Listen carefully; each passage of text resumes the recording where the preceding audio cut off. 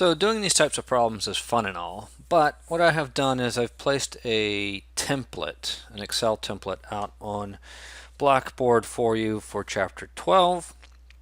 And so it looks something like this. If I can find it. Where'd I put it?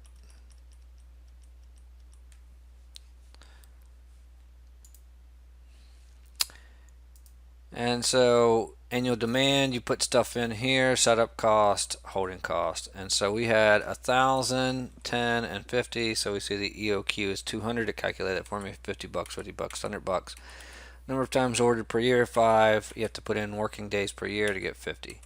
All right, so if the annual demand was something other than this, I could put in 1,500. All right, and we see the EOQ jumps up to about 245. Those are the same. All that fun stuff, right? So that's under EOQ template. We will see there's other tabs for some other stuff that we're going to look at as well. So the EOQ is a robust model. What that means is that it works even if all the parameters and assumptions are not met. So the biggest assumptions are really that demand and lead time are known and constant. Well, in reality, that's hard to actually come by. That's okay. The EOQ is pretty robust, and it can handle some fluctuations in that, some variability. The reason is because if you go back a few slides to our total cost curve line, you noticed it was relatively flat in the area of where Q star was. So if I'm off by a little bit, if one of the parameters is off, it doesn't increase my overall cost too much. So it's a robust model, so it is getting used in practice and all that good stuff. So the EOQ answers how much to order or reorder. We now need to know when to order or reorder. So we call that the reorder point, or ROP.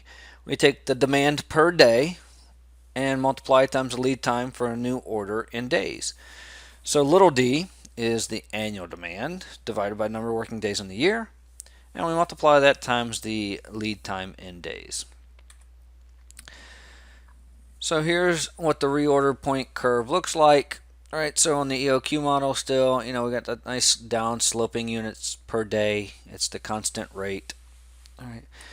And then at some point, we go over to the left and we see that there's a reorder point in the number of units. Whenever we hit that reorder point, that means we have to know how much is in stock.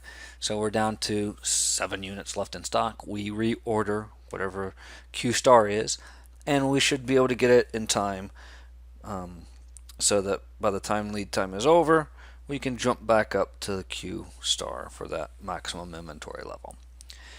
So again, we have to have some kind of continuous monitoring system in order to use this to know what the current levels are in inventory, so it triggers when to order, or when to place an order for Q star.